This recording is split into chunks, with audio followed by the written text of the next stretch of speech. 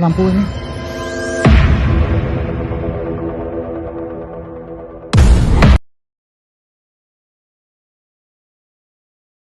Warahmatullahi wabarakatuh. Ketemu lagi di JCC, yang mana JCC itu selalu terdepan untuk menghadapi para penghujat-penghujat ini dari Bani Kunarion, dan kita selalu terdepan untuk menghadapi mereka.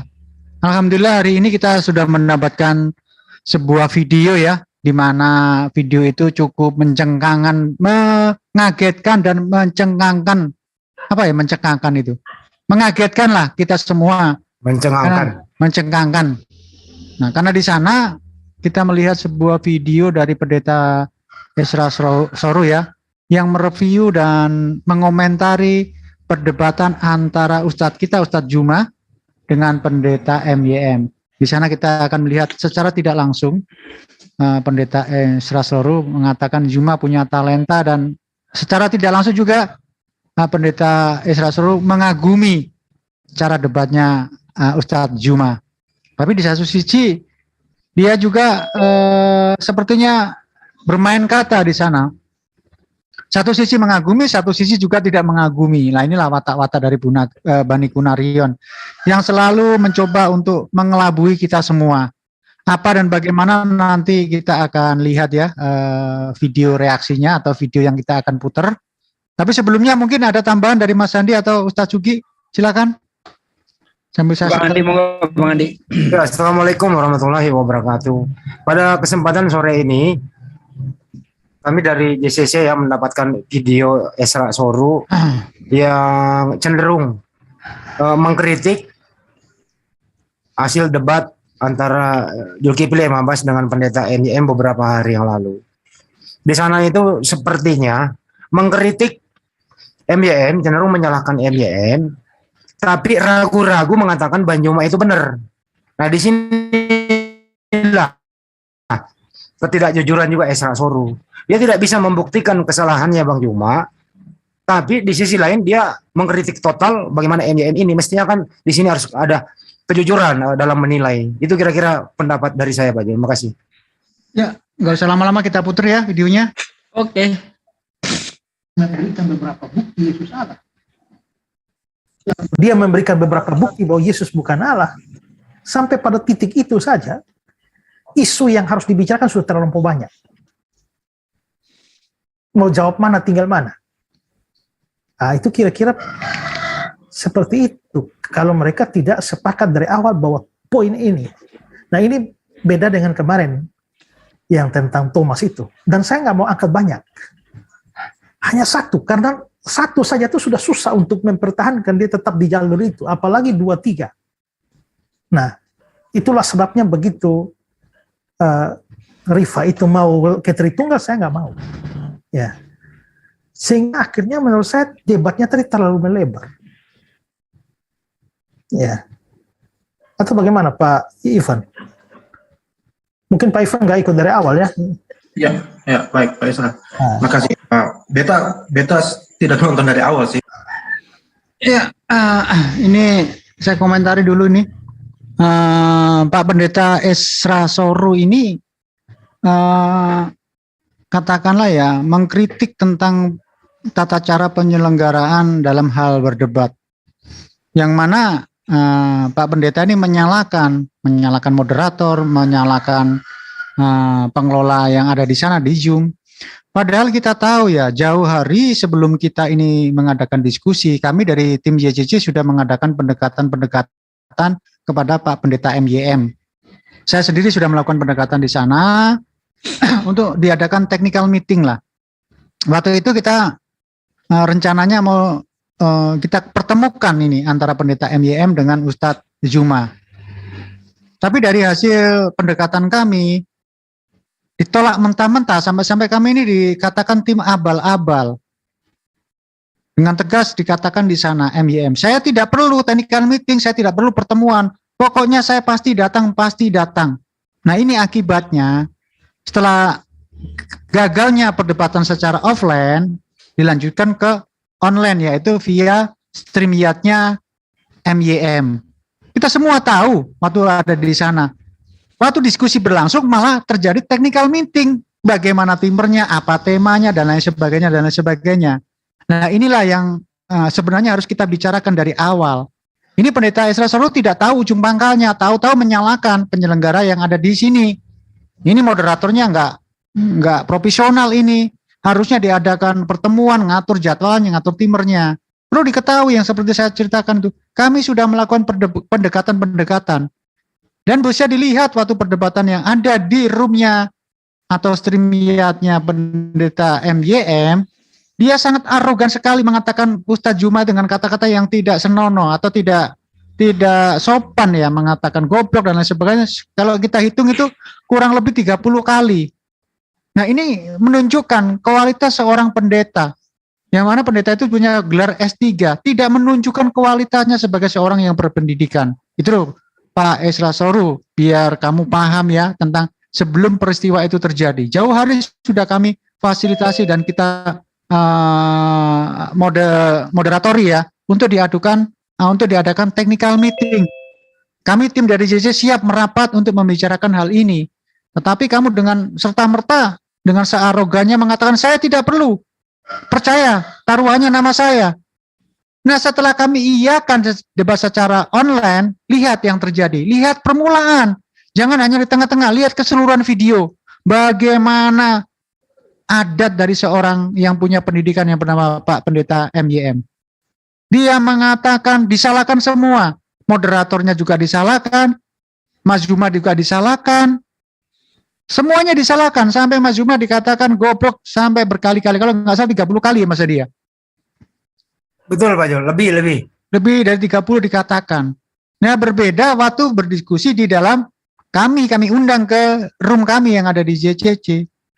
Di sini kami bisa mengendalikan. Nah, sekali dia melakukan penghujatan, kami peringatkan 2 kali ya tidak ada ampun. Karena dalam hal diskusi, bukan hanya talenta yang diperlukan, bukan hanya kepintaran dalam membedah sebuah kitab suci, tetapi adab yang kita junjung. Dan aturan-aturan di sini jelas. Jangan kamu menghujat personal. Jangan kamu menghujat sesembahan masing-masing. Tetapi itu masih dilakukan oleh si MYM. Tahu rasa dia. Bagaimana kalau dia ini dihujat balik. Tapi kami di sini alhamdulillah tidak pernah melakukan hujatan kepada MYM. Tapi meskipun kami tidak pernah melakukan hujatan, si MYM sudah terhujat sendiri dengan kelakuannya, dengan adabnya. Teriak-teriak nggak karuan, diserang oleh Mas Juma, dibongkar semua, dia kelagapan. Setelah dia terpojok, malah menyerang pribadi. Inilah tanda tanyanya seorang yang sudah kalap, yang tidak punya keilmuan, terpojok. Yang diserang siapa? Yang diserang adalah pribadi ataupun personal. Dikatakan goblok, dikatakan tidak berpendidikan dan lain sebagainya. Ini dalam dunia perdebatan secara agama ya. Titel gelar meskipun kamu S3 ataupun S4 atau S lilin, kalau dalam hal berdebat dalam agama itu lepaskan, nggak bisa kamu memakai gelar-gelar itu. Gelarmu akan ditaruh di dalam tong sampah. Apalagi gelarmu itu sudah tercoreng ataupun teracuni oleh doktrin-doktrin itu. Akhirnya kepintaran kamu tertutupi dan terkotori oleh doktrin-doktrin yang sudah mengakar di dalam pemikiranmu. Gitu Mas Andi dan Ustadz Juki, silakan dilanjut. Ya, terima kasih. Bismillahirrahmanirrahim. Assalamualaikum warahmatullahi wabarakatuh. Saya kira lumrah dalam satu perdebatan ini yang umum bahwa kedua belah pihak sepakat judul, sepakat waktu, sepakat timer, sepakat moderator, ada kesepakatan yang dibangun oleh kedua belah pihak. Jadi orang yang menonton dari luar yang tidak tahu persoalan, jangan ikut campur terlalu jauh ke dalam. Karena Anda tidak tahu apa-apa. Kalau berani Anda yang maju. Begitu. Kita bisa lihat kok. Kenapa sih tidak mau jujur? Kalau Anda mau jujur, katakan yang sebenarnya bahwa MYM penghujat itu dalih untuk lari dari pertanyaan. Goblok, pertanyaanmu tidak benar, pertanyaanmu salah, pertanyaanmu apa? Artinya apa? Menghindar untuk menjawab. Itu kejujuran ini dibutuhkan, Pak Esra. Sorry, kejujuran dibutuhkan dalam dialog, saudaraku, bukan untuk saling menyalahkan. Itu kan sudah ada sistem yang dibangun sebelumnya, sudah ada timer, sudah ada sesuai dengan buktinya berjalan sesuai dengan apa yang setelah schedule. Tapi apa yang terlihat? Ini kan tidak sesuai dengan kenyataan. Artinya akhlak, budi pekerti, ajaran kasih, tapi ajaran kasih yang perlu dikasihani. Nah, itu ingat, dengar Bapak itu, ajaran kasih yang perlu dikasihani. Jadi tidak berbanding lurus tingkat pendidikan dengan kecerdasan emosional dan spiritual yang dimiliki. Seharusnya seorang yang berilmu tinggi, kecerdasan emosionalnya itu, kecerdasan intelektualnya itu, dan kecerdasan spiritualnya itu harus seimbang. Itu begitu ke dalam menyikapi sesuatu. Jangan, jujurlah dalam berbicara, jujur. Saya mengharapkan kejujuran saudara. Kalau seperti itu cara memandang, itu pandangan itu namanya berat sebelah, tidak memantau secara jujur. Jujur itu memang berat. Jujur memang pahit. Tapi ciri seorang beragama adalah harus jujur menyikapi sesuatu. Jangan karena kebencianmu kepada seseorang membuat engkau tidak bisa berlaku adil. Begitu, Ustaz. Silakan. Oke, lanjut video Pak Jun. Beta malah nonton ketika Pak Isra ingatkan, baru beta lihat. Tapi tadi Pak Isra sudah sempat sampaikan di awal itu, beta juga agak menyesal bahwa entah kesepakatannya bagaimana, sehingga akhirnya diskusi ini melebar kemana-mana. Tapi begini, ada hal penting yang perlu kita ketahui bahwa bisa jadi kita katakan diskusi melebar, tapi kalau pihak yang lain atau pihak teman-teman Zuma dan lain, bisa saja mereka mengklaim diskusi tidak melebar.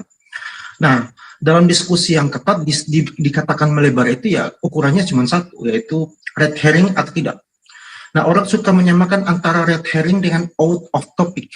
Beta juga sering menggunakan kata out of topic, tapi itu merujuk pada red herring. Maksudnya menggunakan out of topic itu sebagai kata yang lazim digunakan oleh orang biasa debat. Tapi sebenarnya pengertian dalam pengertian red herring. Nah, antara di sini beta akan coba bedakan karena nampaknya orang mempunyai pengertian yang berbeda antara red herring dan out of topic. Beta akan coba jelaskan perbedaannya seperti apa. Dia nampak mirip tapi sebenarnya sama. Kalau red herring itu adalah keluar dari pembahasan, keluar dari argumen yang ingin ditanggapi. Kalau out of topic ini nampaknya agak sedikit lebih luas. Misalnya kalau ini masih bisa diumumkan dengan ini, itu belum out of topic. Itu masih dalam topik itu. Jadi kalau misalnya kemarin Rifa mau bahas Tritunggal, maka itu masih juga termasuk topik, bisa masuk dalam kristologi juga. Nah, oke, itu bisa dibenarkan. Tapi dalam diskusi yang tidak boleh dilakukan adalah red herring. Nah, red herring adalah ketika Pak Isra mengangkat isu Thomas, nah dia harus membahas isu Thomas itu. Kalau dia membahas di luar isu itu disebut red herring gitu. Itu mungkin tidak out of topic, tapi itu jelas red herring. Nah, ukurannya di situ. Nah, seperti tadi Pak MDM mengangkat argumen yang beta tidak tahu di awal apa, tapi mungkin tadi Pak Isra sudah kasih clue bahwa ternyata melebar. Nah, melebar ini yang dikatakan red herring. Coba dikit Pak Jun. Dia tidak boleh red herring. Ada bola jadi. Nah, red herring ini berbeda dengan out of topic. Kata apa tadi ya? Di beta di status tadi itu beta sampaikan sempat tulis kata untuk bersatu. Dan juga satu lagi apa ya? Kata bersatu. Oh, ada musik ya? Ada. Tadi siapa tuh? Tolong dong. Udah. Misalnya mengatakan. Oh, dari sononya Pak Jun, dilompatin dikit Pak Jun. Bersatu kekal ini. Karena kekal ini dalam pengertian bisa tak berawal tak berakhir, bisa juga dalam pengertian walaupun berawal kan. Artinya moderator segera dulu Pak Jun. Dia melakukan begini. Ya. Jelas. Nah, ini belum masuk ke materi. Ini yang dibahas ini masih tahap technical meeting nih yang dibahas Pak Jul. Belum masuk ke materi. Gitu loh. Jadi orang-orang kayak begini itu dia sendiri mengatakan tidak out topik, tidak keluar topik. Tapi dia tidak mau masuk ke substansi apa sebenarnya yang perlu diluruskan gitu loh. Masih membahas seputaran technical meeting. Bagaimana cara berdebat, terus moderatornya siapa, judulnya apa, gitu loh. Masih ini yang dibicarakan begitu. Nah, ini namanya technical meeting gitu loh. bukan mengomentari apa hasil perdebatan Bang Juma dengan MYM atau Uni Rupa dengan dia juga kan pernah tuh gitu loh. Jadi itu teman-teman, bagaimana nggak keluar topik? Kami sering disuguhkan di sini selalu keluar topik kalau sudah ada topik yang ditentukan. Misalnya contoh ya, tadi siang baru saja membahas Yohanes 17:3. Dia tidak mau membahas Yohanes 17:3. Dia putar dulu kemana-mana. Akhirnya Yohanes 17:3 tidak dijawab. Ini keluar topik apa tidak coba? Saya rasa juga Esra Soru ya, siapapun di luar sana diminta menjelaskan Yohanes 17:3, pasti dia nggak langsung ke situ. Dia putar dulu ke Yesaya, dia putar dulu ke Filipi, dia putar dulu ke Yohanes 1 pasal 1 dan seterusnya. Akhirnya kehabisan waktu, Yohanes 17:3 nggak dijawab.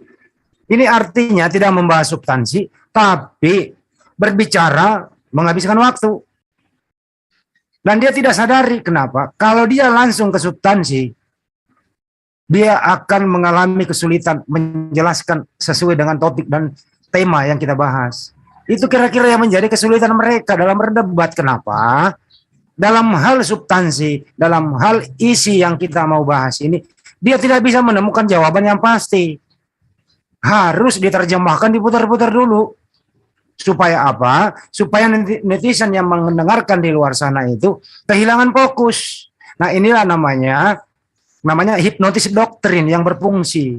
Nah, dalam hal orang yang akademik tidak memerlukan doktrin dan tidak memerlukan hipnotis, tapi ilmiah akademik langsung ke to the point, ke tema yang harus dibahas.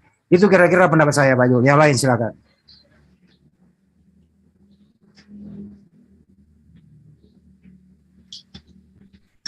Lanjut lagi Pak Jul, diputar langsung ke, jangan technical meeting lagi itu ya ngomongin itu. Oke, ntar ya. Ya.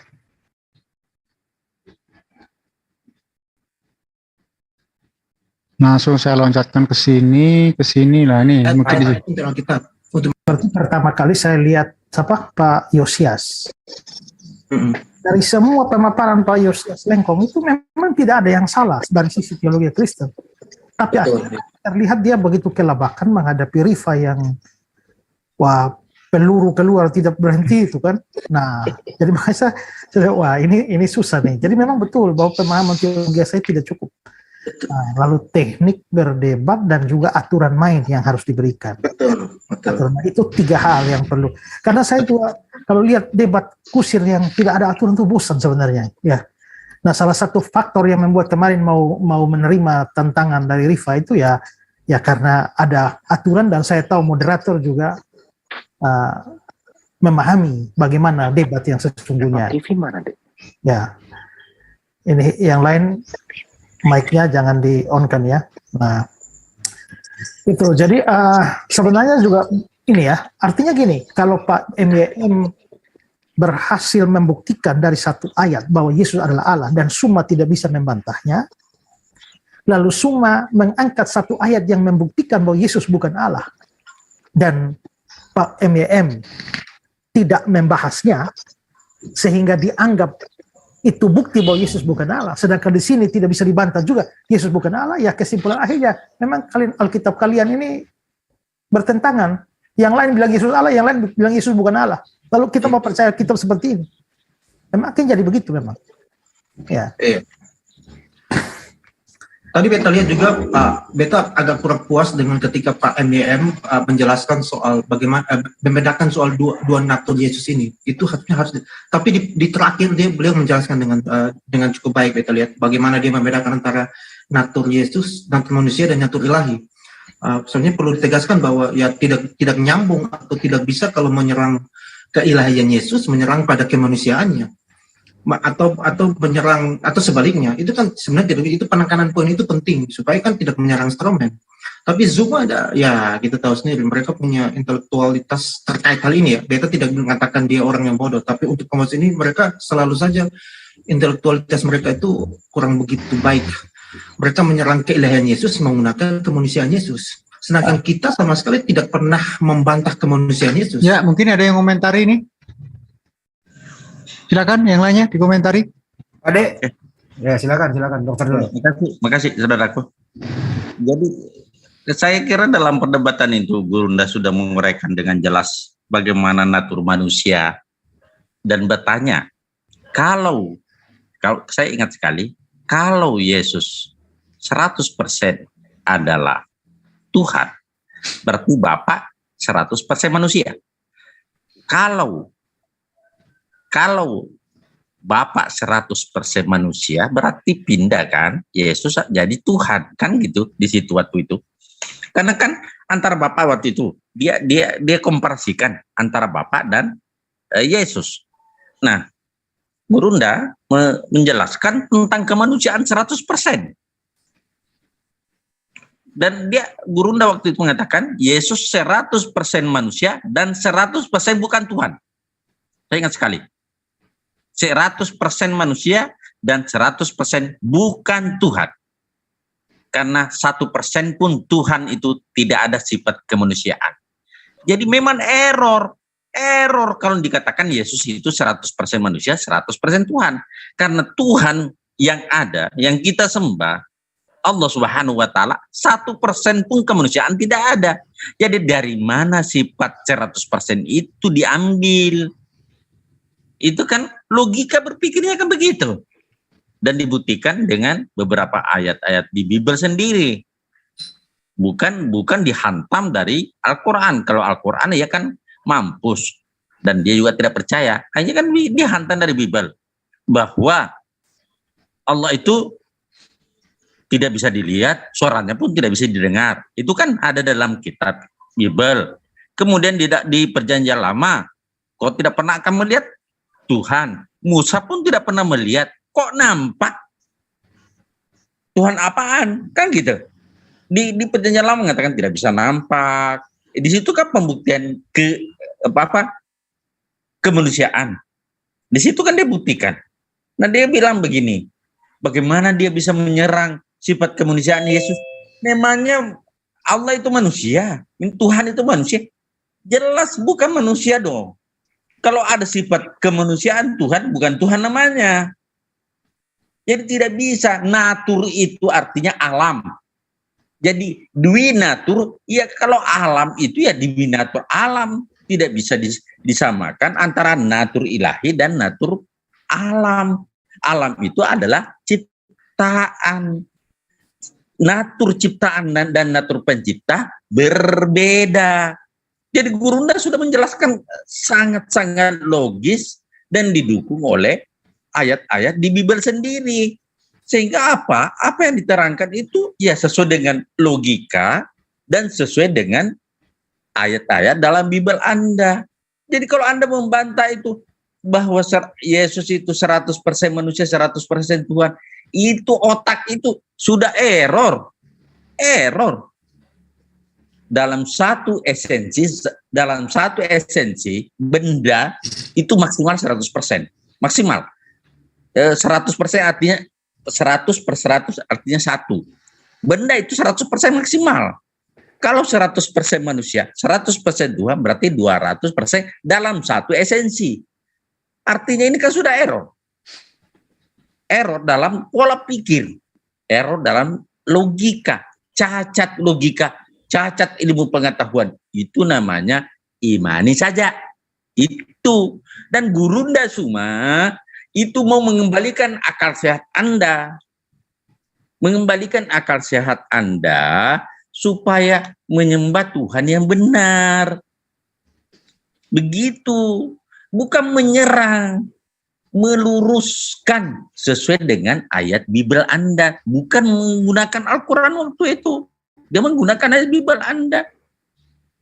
Banyak kok ayat-ayat yang dikasih keluar oleh Gurunda. Dan itu ada dalam Bible Anda. Seperti itu, Bung Zulbuhandi. Jadi saya kira tidak dalam tempatnya menyerang Gurunda dalam posisi dia menggunakan literasi, bukan hanya logika, tetapi menggunakan literatur, referensi. Referensi itu adalah yang ada dalam Bible. Kalau referensi liar yang digunakan itu keliru. Tapi kalau referensi dari Bible Anda tidak keliru. Justru ayat Anda yang perlu dikoreksi. Kalau Anda mengoreksi Gurunda. Seperti itu, Bung Andi. Silakan. Baik, Terima kasih. Saya ikut komentar sedikit ya.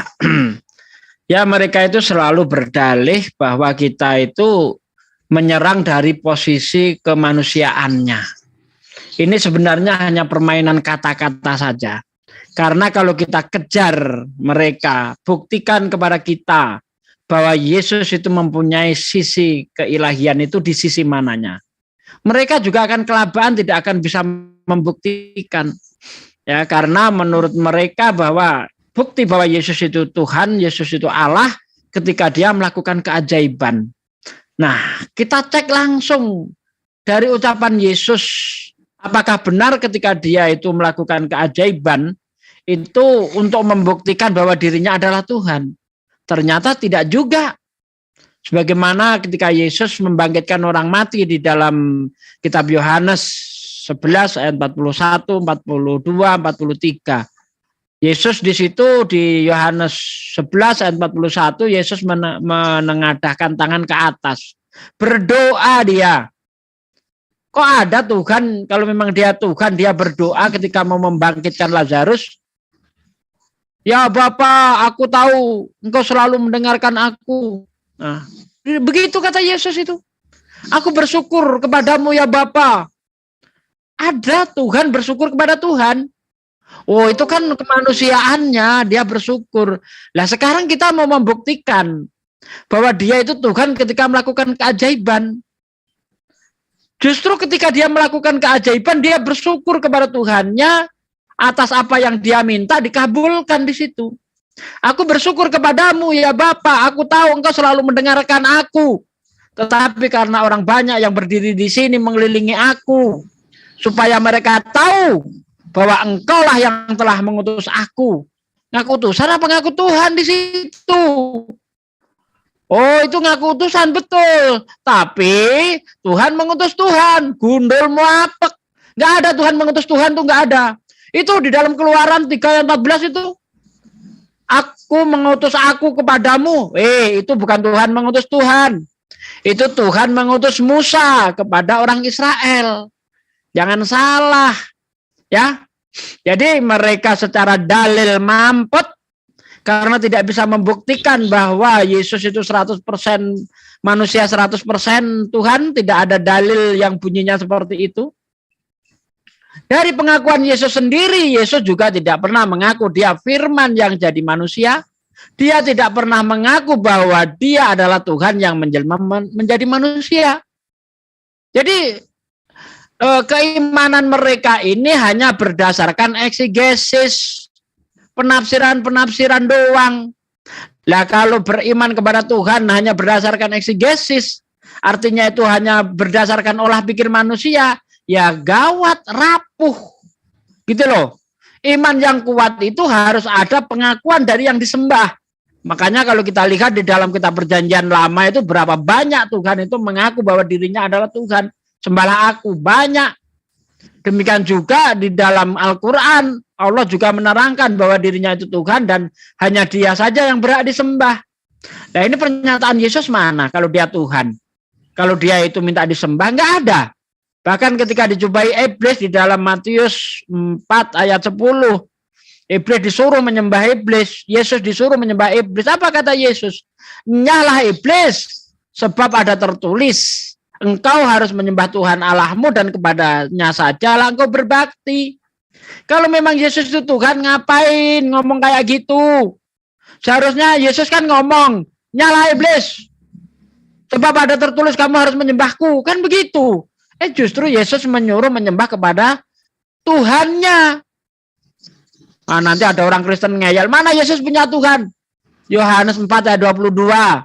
Kamu menyembah apa yang tidak kamu kenal. Kami menyembah yang kami kenal. Di situ Yesus pakai kata kami, berarti Yesus termasuk yang nyembah. Ini orang Kristen paling alergi dengan ayat ini. Tadi saya diskusikan dengan Rantai Perak, enggak. Di situ Yesus itu tidak menyembah, kata kami itu hanya perumpamaan. Pandai kali lah kalian itu main kata-kata. Ya? Gundul itu. Pandai kali kalian ini main kata-kata. Ya. Demi Yesus jadi Tuhan, kau paksa dia jadi Tuhan. Padahal Yesus dengan jelas, dengan rendah hati, dengan polosnya Yesus berkata, mengapa kamu berkata aku baik? Yang baik itu hanya Allah saja. Kan jelas kata-kata Yesus ini, janganlah dipelintir-pelintir. Begitu ya, terima kasih. Terima kasih, Pak Jul. Diputar dulu apa saya nanggapi dulu, Pak Jul? Saya ada agak sedikit waktu nih, bisa saya tanggapi nih, saya pampet nih. Kalau menggunakan kemanusiaan Yesus untuk membantah keilahian Yesus, ya itu tidak nyambung.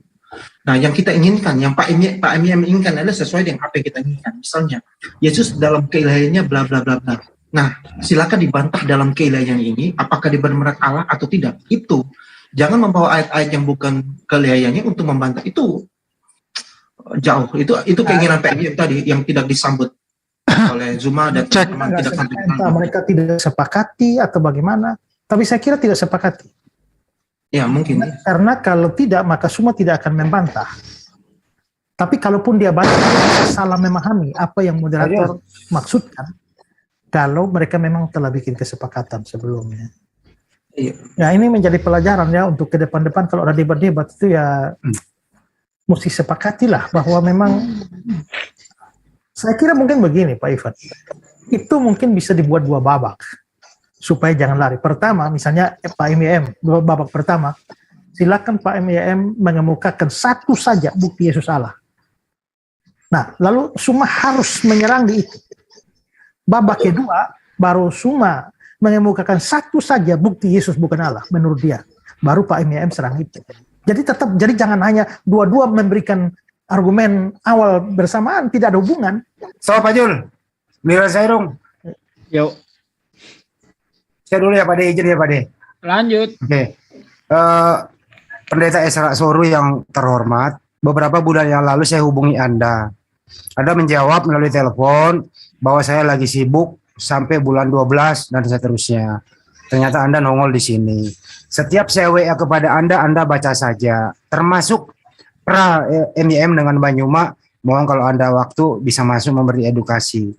Ada, kalau bisa di-screen, saya screenkan percakapan kita. Anda nggak pernah membalas, bahkan Anda membaca saja. Itu ya, kembali ke topik bahwa saya langsung ke jantungnya saja. Kalau ada umat manusia di muka bumi ini bisa membuktikan Yesus itu Allah pencipta alam semesta, saya dibaptis. Tapi sampai detik ini tidak ada yang bisa buktikan itu by data di Bible. Mulai dari Kejadian sampai Wahyu. Yang kami bisa buktikan dan Bang Juma yang bisa buktikan bahwa Yesus itu adalah manusia. Kemarin sore juga kita bahas di sini, Yesus itu adalah manusia, semua teman-teman Kristen mengakui itu. Hanya ada satu kemanusiaan Yesus yang hilang sebagai manusia normal, artinya nafsu birahinya terhadap lawan jenis itu enggak ada.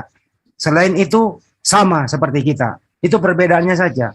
Nah, kalau kita lihat sosok keilahian di dalam Yesus itu, kalau Anda waras, tidak akan bisa menemukan kecuali Anda doktrin dan halusinasi baru bisa dapat itu. Kenapa? Yang namanya ilahi, yang mana Allah atau Sang Pencipta itu, pertama dia adalah Maha Kuasa. Yesus Maha Kuasanya di mana? Satu. Kedua, dia Yesus harus Sang Pencipta alam semesta. Di Kejadian 1 enggak ada nama Yesus. Tidak ada duanya, tidak ada yang setara, tidak ada. Ini Anda masukkan Yesus dalam Tritunggal. Dan seterusnya ya, dan seterusnya. Jadi kalau Anda dalam hal memberikan data kemanusiaan Yesus untuk menabok keilahiannya itu pantas, Pak. Karena nggak mungkin keilahian itu digabung dalam manusia Yesus. Nggak mungkin.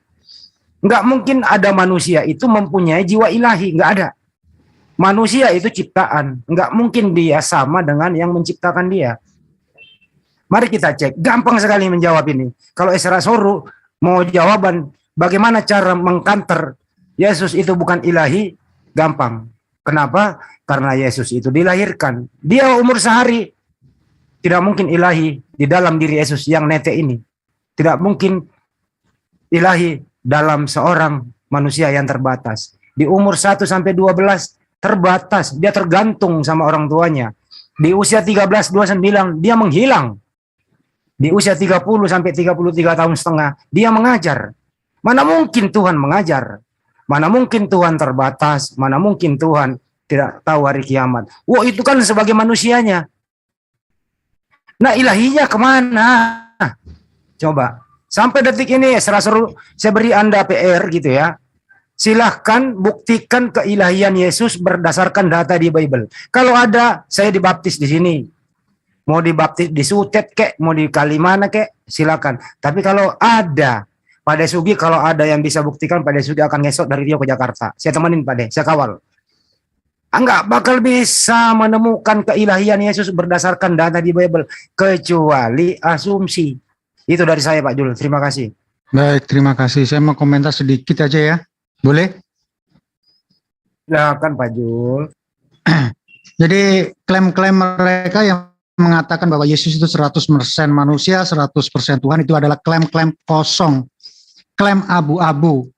Oke, kita definisikan ya, Yesus sebagai seorang manusia 100%. Yang seperti tadi malam saya bahas itu dengan Anton. Kalau dia itu manusia ya sama dengan kita, punya rasa marah, benci, cinta, dan lain sebagainya. Tetapi ada kekurangan di sana, yaitu Yesus tidak punya hawa nafsu, birahi, tidak punya. Jadi secara logika dia sebagai seorang manusia, 100% manusia, gugur. Kalau itu klaimnya mengatakan 100% manusia. Ya, saya ulangi lagi ya. Yang membedakan kita dengan Yesus, yang dikatakan 100% manusia adalah kita punya hawa nafsu birahi. Yesus seumur hidupnya tidak pernah dan belum pernah menikah. Artinya dia tidak punya hawa nafsu. Coba kita tanyakan sama orang Kristen, pasti diyakini Yesus tidak punya hawa nafsu. Artinya klaim sebagai 100% manusia adalah gugur.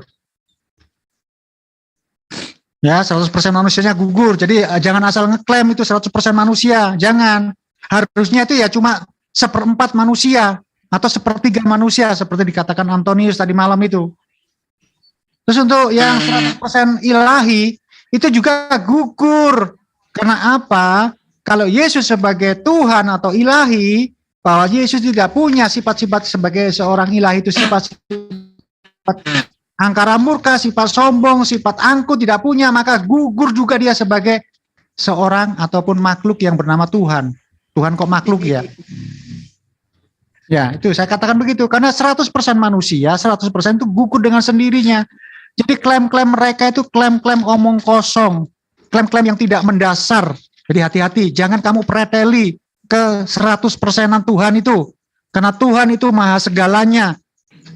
Dia maha pemaaf, dia maha pemarah, dia maha murka, dan semua itu bisa dihancurkan oleh Tuhan. Itulah sifat kesombongan Tuhan. Sedangkan kalau kita tanyakan kepada teman-teman Kristen, apakah Tuhan Yesus itu punya sifat pemarah atau sifat sombong? Jelas mereka tidak akan berani mengatakan iya, tidak akan berani. Karena yang diletakkan sifat-sifatnya adalah sifat welas asih, sifat kasih sayang, dan yang indah-indah. Tetapi sifat-sifat sombong, pemarah, tidak akan disematkan kepada kalaulah itu Yesus dijadikan Tuhan. Tidak ada, maka gugurlah sifat Yesus sebagai seorang ilahi. Karena Tuhan yang di Islam itu Tuhan maha segalanya. Maha sombong juga, karena jubah kesombongan itu adanya di Allah Subhanahu wa Ta'ala. Allah Subhanahu memakai jubah kesombongan. Berbeda dengan Yesus, tidak punya sifat-sifat itu. Makanya itu, gugur juga sifat dia sebagai seorang 100% Tuhan. 100% manusia juga gugur, 100% manusia Tuhan manusia juga gugur. Maka hentikanlah klaim abu-abu ini, hentikanlah doktrin abu-abu ini, kembali kepada Sang Kolik, kembali kepada la ilaha illallah. Hanya satu Tuhan. Jangan menduakan Tuhan, jangan mentrininaskan Tuhan. Karena itu hukumannya adalah neraka. Itu Mas Andi dan Mas Uki, silakan yang lainnya dilanjut. Yang lainnya? Yang lainnya, ayo. Itu tadi saya tampilkan ya, hasil daripada WA saya, komunikasi saya Pak Esra suruh. Dia baca saja loh. Kalau kami, Pak Esra, kalau kamu dengar ini, itu WA saya, kami Yayasan Yujahidin Cakrawala Cemerlang. Kami ini berbentuk yayasan, Pak. Gitu ya. Jadi kami ini berbadan hukum. Jadi kalau Anda masuk di sini beradab. Ya kayak Gitu loh. Jadi diundang Anda, jawablah WA saya itu. Masuk aja dulu kita technical meeting gitu loh. Biar tak kenal sama kata sayang Pak Esra.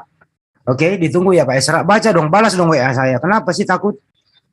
Saya nggak pribadi loh. Saya atas nama JCC mengundang Anda. Itu dari saya Pak Jul. Terima kasih. Ya kita lanjut videonya ya.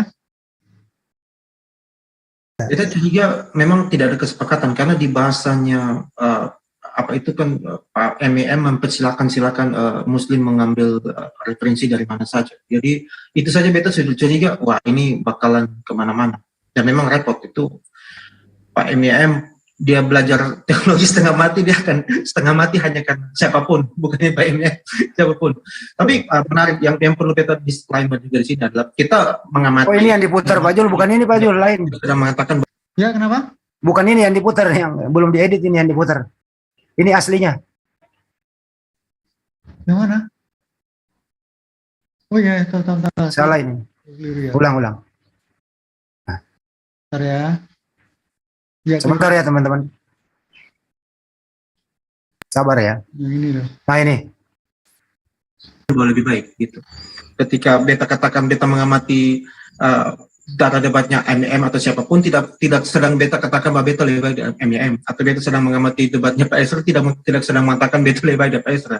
Karena seorang pengamat atau pemerhati atau juri tidak harus lebih baik dari penyanyi. Di Indonesian Idol juri-juri malah rata-rata tidak sebagus penyanyinya gitu.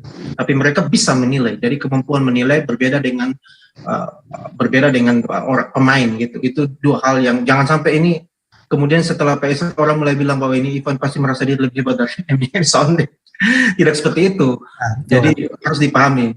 Tidak berarti beta bisa debat seperti PMN, tidak juga. Belum tentu juga. Ini adalah kita pengamat ini kita mengamati dengan santai. Tapi orang berdebat kan membutuhkan emosi dan lain sebagainya dan ketenangan. Karena kadang-kadang kita mengerti tapi susah menjelaskan kepada jenis seperti itu. Ya. Nah, jadi memang kalau sudah, apalagi kalau kita lagi ngomong disambar, memang susah untuk menjelaskan, apalagi konsep kristologi tentang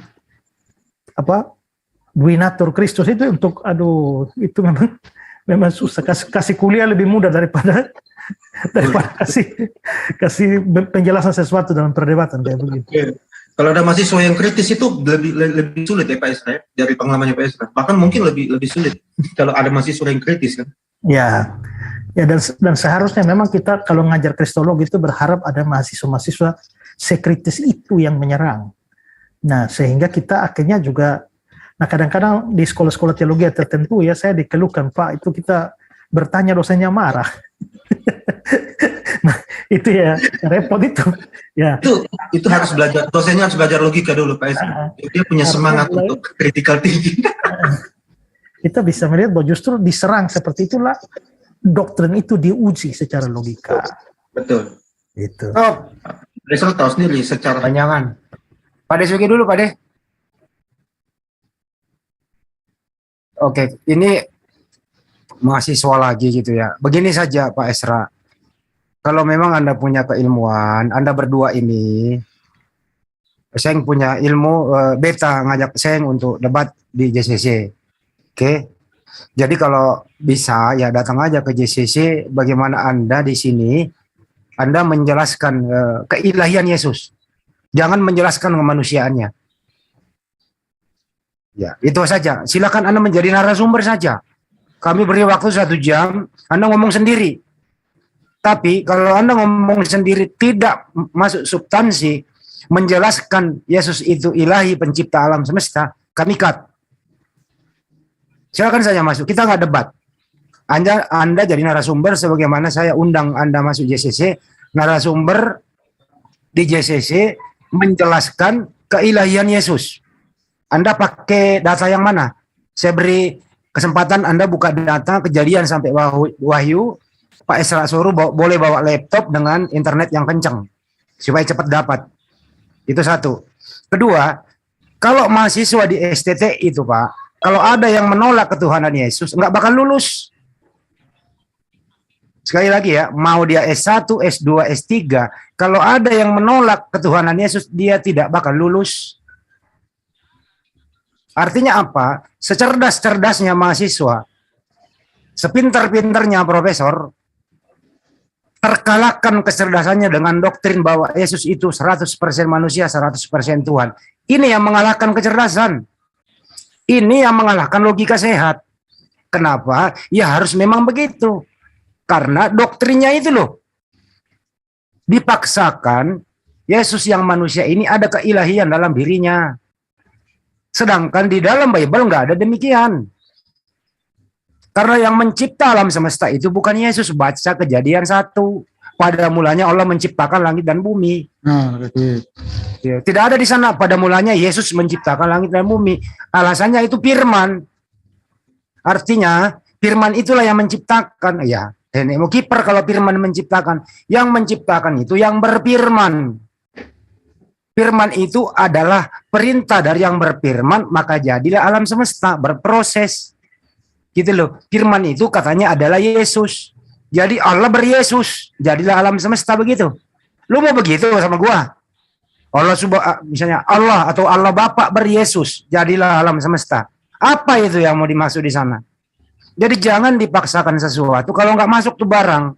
Ketemu sama kita orang ini, akhirnya Anda akan menyerah bahwa benar itu. Tuhan mengutus Tuhan, Allah beryesus, Yesus beryesus, pada mulanya adalah Yesus, Yesus adalah, dan seterusnya. Kan aneh itu jadinya, kalau mau dipaksakan kalau Yesus itu ilahi gitu loh.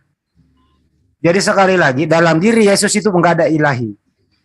Karena selama dia hidup di muka bumi, dia terbatas. Mulai dari umur 1 hari dilahirkan, sampai dia mati di tiang salib, tidak ada keilahian dalam dirinya. Buktinya detik-detik terakhir, dia memanggil Allah yang menciptakan dia. Allahku, Allahku, kenapa engkau meninggalkan aku? Artinya, Allahku, Allahku, kenapa engkau enggak menolong aku? Di detik-detik terakhir sebelum dia disalib, dia berdoa sampai keringat darah itu jatuh ke tanah. Berdoa. Merengek itu bukan berdoa, merengek itu. Oh, merengek. Berdoa untuk diselamatkan, coy, gitu loh. Jadi untuk itu tidak ada keilahian dalam diri Yesus. Kalau ada berarti dia membohongi diri sendiri waktu dia berdoa, waktu dibawa oleh iblis, waktu dia lemah, dan seterusnya itu nggak ada keilahian. Kalau dia bermukjizat menghidupkan orang mati, dialah ilahi. Dia berdoa dulu, diijabah, diterima doanya supaya apa? Membuktikan dirinya seorang utusan, bukan membuktikan dirinya seorang pencipta, bukan membuktikan dirinya seorang ilahi. Terima kasih Pak Jul. Iya. Yang lainnya? Ya, silakan. Kalau kita baca Lukas 2:52, Yesus semakin bertambah besar hikmatnya. Kok bisa? Allah itu kekal, saudara. Allah itu kekal, bro. Yang awal dan yang akhir. Tuhan itu kekal. Masa Allah berubah-berubah?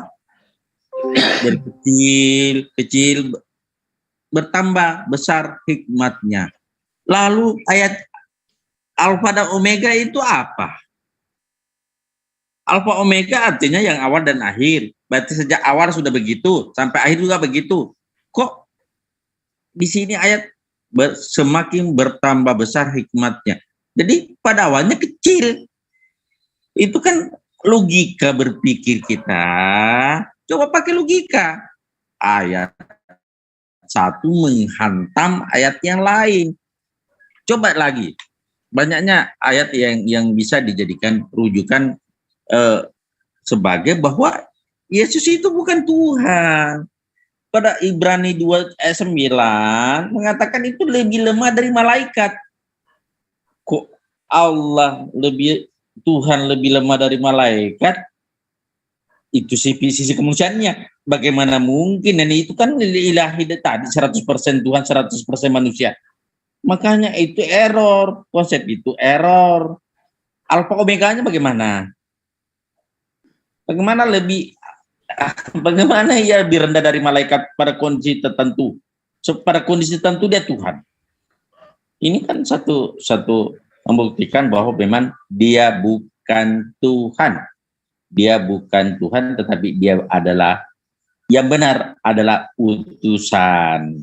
Seperti yang banyak ayat Ya, Yohanes 17 ayat 3 yang paling cukup ngetop, yang bisa dijadikan rujukan untuk mengatakan bahwa Yesus adalah utusan. Dan banyak sekali ayat membuktikan bahwa Yesus bukan Tuhan. Terbukti tadi, kalau sesuatu yang bertumbuh tidak kekal, karena Allah itu, atau Tuhan itu kekal dalam kekalannya, tidak berubah. Nah, kalau berubah dari lemah menjadi semakin bertambah, berarti dia bukan Tuhan. Berubah kok, dari mulanya lemah kemudian menjadi kuat, hikmatnya sudah semakin bertambah. Itu kan satu narasi yang dinarasikan bahwa ini adalah makhluk karena berubah-berubah. Coba pikirkan secara akal, bagaimana Tuhan bisa berubah-berubah?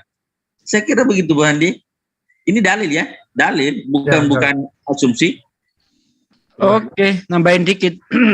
Sebentar, sambil nambahin, izin Pak Jul, saya screen ya. Ini dibaca doang, nggak dibalas. Silakan Pak De. Iya. Jadi begini ya, saya tertarik dengan pernyataan siapa itu, kawannya Isra Soru itu, yang mengatakan lebih mudah menghadapi mahasiswa daripada menghadapi pendebat. Ya iyalah, mahasiswa Kristen, keimanannya keimanan Yesus. Dia mengimani sesuai apa yang sudah dia diajarkan kepada dia sejak kecil. Maka wajar kalau para mahasiswa itu tidak memprotes, tidak berani mengkritik. Apalagi kalau di ajaran Kristen sudah didogma, jangan banyak tanya, jangan meragukan, karena kalau meragukan itu sudah berdosa.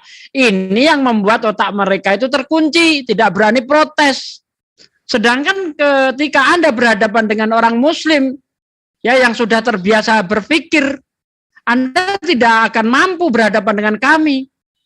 Ini sering mengatakan jangan mengkritik Yesus dari sisi kemanusiaannya. Kalau sisi kemanusiaannya memang dia lemah. Sekarang buktikan kepada kita bahwa Yesus itu punya sisi keilahian.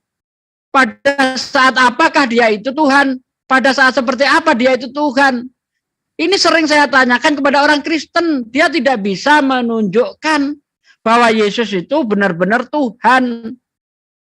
Contoh ketika dia melakukan keajaiban katanya, dia itu Tuhan. Misalnya ketika mengutuk pohon ara, ini kan dia melakukan keajaiban nih. Nah pada saat itu juga menunjukkan kelemahan. Apa mungkin pada saat yang sama Tuhan itu posisi lemah dan posisi berkuasa? Ini kan nggak sesuai dengan akal sehat gitu loh. Apalagi kalau kita lihat di dalam Yohanes 1 ayat 14. Firman itu telah menjadi manusia. Seharusnya ketika dia itu sebagai manusia, dia itu ya jaya. Masa kalah sama Superman sih? Ya. Masa kalah sama orang yang kerasukan setan? Orang kerasukan setan, misalnya dia kerasukan monyet, siluman monyet gitu ya. Yang tadinya dia tidak bisa memanjat, itu bisa memanjat dengan lincahnya. Bahkan bisa bergelayutan di ranting yang kecil. Seharusnya kalau kita lihat secara normal itu ranting itu patah, tapi ketika dia kerasukan tidak. Nah, contoh seperti itu ya. Nah, ini katanya Tuhan sudah menjelma menjadi manusia. Tapi kok tetap saja lemah. Ketika mengutuk pohon ara, dia merasa lapar. Ya, mendekati pohon ara, siapa tahu ada sesuatu yang bisa dimakan dari situ. Lah, kok dia tidak tahu musim buah? Katanya Tuhan. Katanya dagingnya itulah Tuhan yang menjelma menjadi daging itu. Kok nggak tahu musim ara? Tiba-tiba di situ mengutuk. Itu bukti dia Tuhan, dia mengutuk itu. Karena manusia biasa nggak bisa mengutuk. Lah kan berarti di situ ada sisi lemah, ada sisi kuat. Ini nggak bisa terjadi pada Tuhan seperti ini, nggak bisa. Itu ambigu. Ya, standar ganda. Kadang jadi Tuhan, kadang jadi manusia. Ketika lemah, off Tuhannya. Terus Tuhannya kemana? Nah ini makanya sering dipertanyakan oleh Bang Andi. Kemana itu Tuhannya itu? Ketika Yesus lemah itu. Ya ada di situ. Nah kalau ada di situ kenapa dia lemah? Kan begitu. Memang mumet orang Kristen ini ya. Kalau berhadapan dengan Muslim itu. Lanjut Bang Andi. Ya, saklar Pak De, saklar. Iya. Ya, Pak Pendeta Isra suruh Anda baca WA saya kok nggak dibalas sih Pak? Dibaca doang dibalas lah gitu loh. Kita undang Anda beradab loh diskusi Pak. Tergantung Anda mau diskusi dengan siapa. Kalau mau ya Bapak utus dulu admin Anda untuk kita apa sih namanya technical meeting dulu seperti apa gitu loh. Yang mau berhadapan dengan Banyuma is oke. Yang mau berhadapan dengan saya juga lebih demen Pak gitu loh Pak Isra Soru gitu loh ya. Atau Bapak mau debat terbuka ya silakan saja kami undang dengan Bapak tapi technical meeting dulu gitu loh Pak.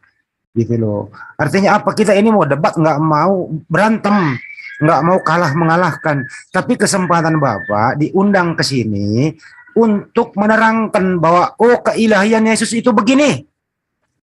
Ya, Pak Isra Soru mengatakan keilahian Yesus buktinya begini. 1, 2, 3, 4 gitu Pak.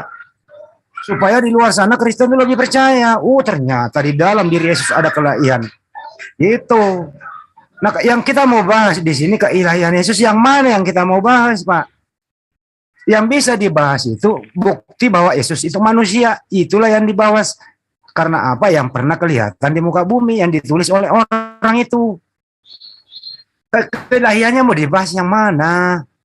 Orang dia awal dari penciptaan. Gitu loh. Gabriel datang ke Bunda Maria. Gitu loh. Atas perintah siapa? Lu pikir perintah Yesus? Saya Yesus yang belum bernama. Aku adalah aku. Memerintahkan Gabriel mendatangi Bunda Maria. Bunda Maria hamil. Yang dikandung adalah yang berfirman. Terus yang dilahirkan adalah yang berfirman juga. Apaan ini Pak Isra Suruh begini yang mau dijelasin kayak gitu? Atau sang pencipta alam semesta ini mengutus Gabriel, lahirlah Tuhan. Tuhan ini nanti ke surga, menggantikan Tuhan yang ada di surga. Atau bergabung menjadi Trinitas. Apaan tuh? Jelaskan dong yang kayak gitu-gituan gitu loh. Ini kami paham Pak, kami paham yang demikian. Cikal bakal yang menjadi Yesus inilah yang menjadi anaknya Bunda Maria. Bagaimana mungkin Pak? Cikal bakal inilah yang menciptakan Bunda Maria. Cikal bakal menjadi Yesus yang menciptakan Bunda Maria. Kemudian cikal bakal menjadi Yesus inilah yang dikandung Bunda Maria. Kemudian dia lahir menjadi Yesus. Begitu yang Anda mau jelaskan di sini. Selesai Anda lah Pak kalau begituan. Nah terus mau cara apa lagi membuktikan keilahian Yesus? Kalau datanya nggak ada. Mau pakai di mana? Mau di semester berapa itu? Di STT semester berapa itu dijelaskan itu? Berapa SKS itu di sana? Ya kecuali hanya ya SCGS hasil konsili 325 mengatakan begini. Hasil konsili 381 mengatakan begini. Datang MYM hasil Kalsedon mengatakan begini. Di sanalah tercipta kemanusiaan dan kealahan Yesus. Anda menjelaskan kayak begituan, konsili-konsili gitu. Ya nggak bisa toh Pak. Karena Yesus nggak menghadiri konsili. Kecuali ada Yesus di sana gitu loh. Ya inilah yang membuat orang-orang apa terlalu beresegesis, membuat kesimpulan di luar Bible. Nah inilah yang diimani. Nah kita sebagai Muslim, Bang Juma, semua Uni Ripa dan lain-lain itu pakai Bible untuk menjelaskan ini. Anda tidak. Nah inilah yang membuat MYM terpukul. Akhirnya sehingga apa mengeluarkan kata-kata yang tidak pantas. Karena udah menyalang personal. Karena dia nggak bisa membuktikan keilahian Yesus di dalam Bible. Begitu kira-kira Pak Jul. Lanjut. Pak Jul. Ya, 1 kali putaran ya. Habis Ya, ini 1 kali putaran. 1 kali putaran. Karena ini sudah sore. Histori sejarah gereja ini kan justru dipenuhi dengan otokritik, kritik dari dalam membuat gereja ini jadi seperti ini. Serangan dari dalam itu kan lebih gila daripada serangan dari luar. Sebenarnya gereja ini jadi mapan seperti ini, kita punya teolog-teolog luar biasa ini karena memang serangan dari dalam itu lebih gila. Kayak kemarin tuh Pak Ivan itu setelah habis debat saya sama Rifat tuh tiba-tiba saya lihat ada muncul videonya Nandar menjelaskan bahwa sekelas Isra Soru tidak mengerti kata perbedaan kurios dan kurie. Jadi dia mengatakan bahwa di dalam Yohanes 20:28 ya Tuhanku dan Allahku, khusus Tuhan itu adalah kurios. Nah, kurios itu tidak pernah dipakai sebagai sapaan langsung. Karena sapaan langsung, karena kalau kita belajar bahasa Yunani itu ada kasus ya, case, ada datif, ada akusatif, ada vokatif, ada beberapa lagi ya, ada 5 case di dalam genetif. Nah, jadi dia mengemukakan bahwa mestinya kalau itu Thomas bicara ke Yesus sebagai ucapan langsung, itu harus ada dalam bentuk vokatif. Ada dalam bentuk vokatif yang tidak bisa kurios, harus kurie. Tapi dalam kenyataannya di sana itu bukan kurie, tapi kurios. Itu berarti itu bukan ucapan langsung. Oh. Nah, itu saya pelajari, akhirnya saya belajar sampai jam 2 belajar bahasa Yunani itu. Ya, pelajari kembali semua case dan nadar dengan berani. Oke. Terkait dengan pernyataan Thomas ya di dalam Yohanes 20 ayat 28. Ini saya lihat lucu kalau itu dijadikan patokan bahwa Yesus itu Tuhan. Yang pertama, dia bertuhan hanya berdasarkan apa kata orang. Ya kalau bertuhan hanya berdasarkan apa kata orang, ya semua bisa jadi Tuhan. Kalau ada orang menuhankan gunung misalnya, itu Tuhan itu gunung. Ada orang mengatakan kepada gunung, berkata kepada gunung, ya Tuhanku, ya berkahilah aku. Apakah itu bisa membuktikan bahwa Tuhan itu gunung? Tidak bisa. Sebenarnya yang bisa kita jadikan dalil kalau ada pengakuan Yesus itu sendiri, bahwa akulah Tuhan. Nah, itu baru dalil yang mendekati kebenaran. Kemudian setelah ada pengakuan seperti itu, baru kita cek apakah benar dia Tuhan atau hanya sebatas mengaku saja. Kalau hanya sebatas mengaku saja, Fir'aun juga ngaku Tuhan, Iblis juga ngaku Tuhan. Apakah mereka itu Tuhan? Tidak bisa seperti itu. Kita cek apakah benar dia ini Tuhan. Kalau dia Tuhan, apa yang diciptakan? Kalau dia mengaku menciptakan, kita cek apakah ceritanya itu benar. Karena tidak mungkin seorang pencipta ketika berbicara tentang ciptaannya itu salah, menyalahi apa yang ada pada ciptaannya itu. Nah, itu dicek ke sana. Nah, kemudian mengenai kembali lagi kepada Yohanes 20 ayat 28, ini harus dibaca dengan secara keseluruhan supaya ngerti konteksnya, maksud Thomas itu apa.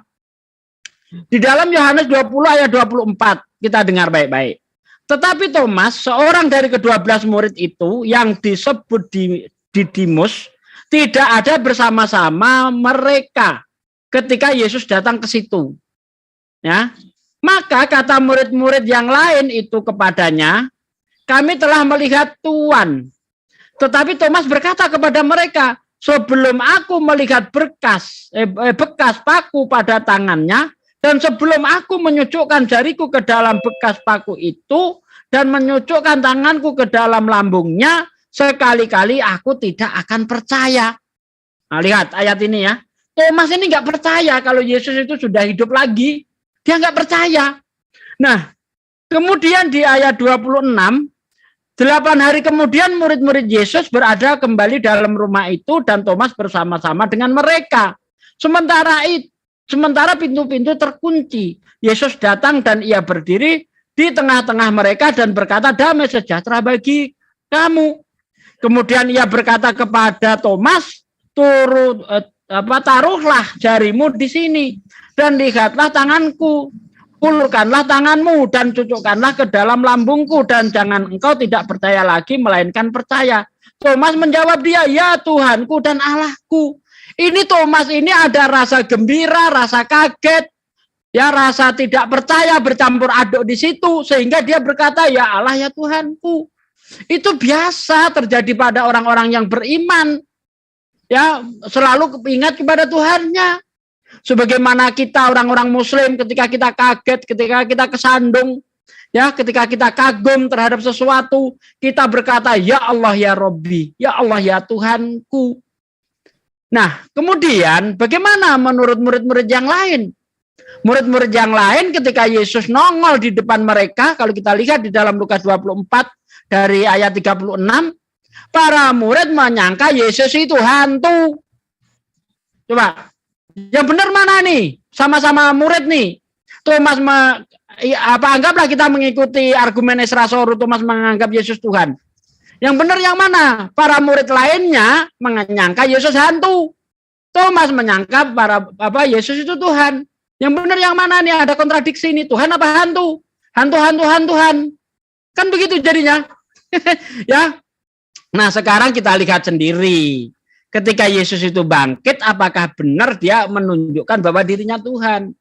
Ketika para murid itu takut dan ngeri melihat Yesus yang disangka hantu, justru Yesus berkata, "Mengapa kamu takut? Ini aku sendiri. Aku bukan hantu. Lihatlah tangan dan kakiku." Ya, karena bagi roh tidak memiliki daging dan tulang. Emangnya Tuhan punya daging dan tulang gitu? Itu Yesus membuktikan bahwa dirinya itu masih manusia yang seperti semula. Yang tidak mengalami perubahan. Baik berubah jadi hantu maupun berubah jadi Tuhan. Makanya Yesus membuktikan dia makan ikan goreng. Untuk membuktikan dia bukan Tuhan, dia bukan hantu. Karena Tuhan tidak mungkin makan ikan goreng.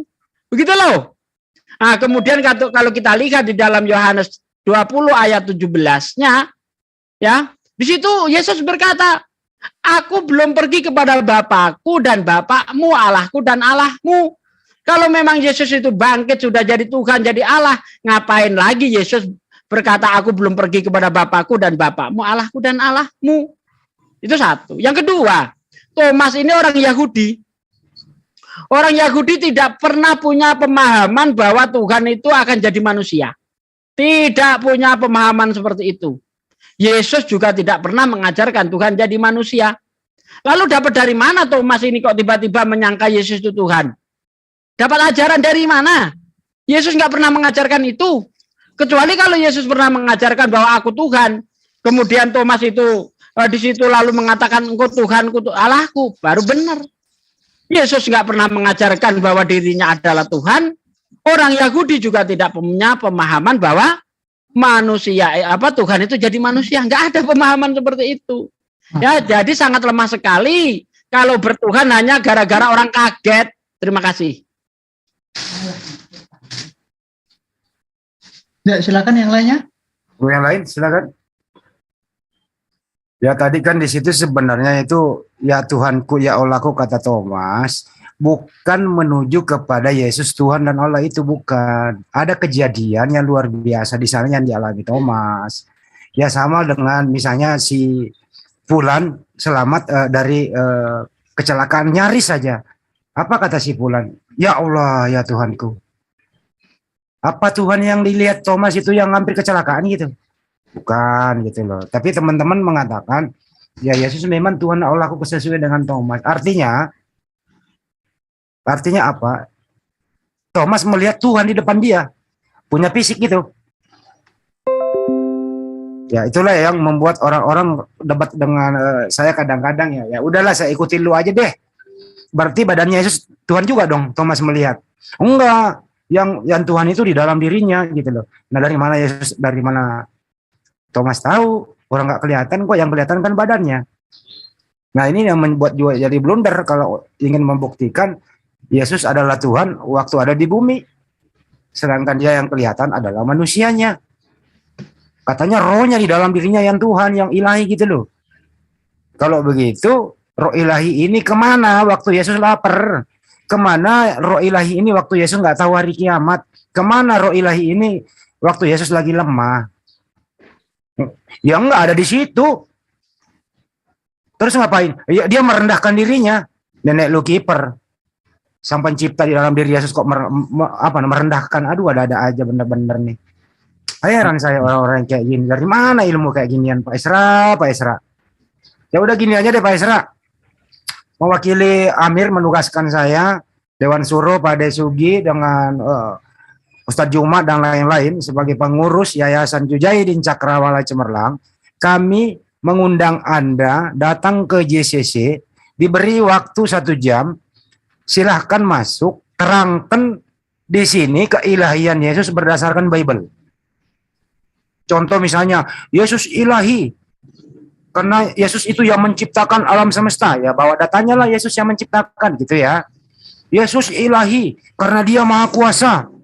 Apa yang dia kuasai waktu umur sehari? Jelaskan Pak. Oh, waktu umur sehari Yesus hanya menguasai bla bla bla bla.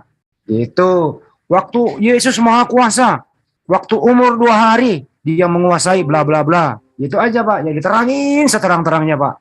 Nah, kami di sini akan mendengarkan sambil minum kopi. Ya paling kita ketawa-ketawa tapi enggak buka mic-nya gitu loh Pak. Ditunggu ya Pak Esra ya datang ke sini gitu. Itu dari saya Pak Jul. Makasih. Baik, terima kasih Mas Andi dan teman-teman yang lain ya. Berhubung ini sudah waktunya Zoom kita riset, sudah 5:30, waktunya kita menunaikan ibadah sholat maghrib. Maka dengan ini saya minta izin untuk sekaligus menutup ini. Nanti kita teruskan lagi pada session keduanya. Masih panjang videonya sebenarnya, cuma waktu yang membatasi kita. Selalu merapat di sini ya teman-teman, si JCC, dan selalu dukung channel-channel Islam, yaitu di sini ada Ustadz Sugi yang menggawangi salam akal sehat. Di sini ada juga ulama kita yang terkenal, Handi Selebes, dengan channel Handi Selebes Channel. Ulama juga nih. Yes, dianggap aja. Dan di sini ada Pak Dokter, Ustadz Dokter Husaimah Rahman, dan juga ada Bang Juma atau Zulkifli M. Abbas, dan juga Mu'alaf Official, ada juga Bang Iwan, ada juga channel Mas Tata, dan beberapa menara-menara siar yang lain yang belum sempat saya sebutkan, atau di Viral Asia. Selalu dukung channel-channel yang tadi saya sebutkan. Akhir kata saya ucapkan terima kasih dan wabillahi taufiq wal hidayah. Assalamualaikum warahmatullahi wabarakatuh. Kita akhiri dulu. Waalaikumsalam warahmatullahi wabarakatuh. Selamat menunaikan ibadah sholat maghrib. Sampai jumpa.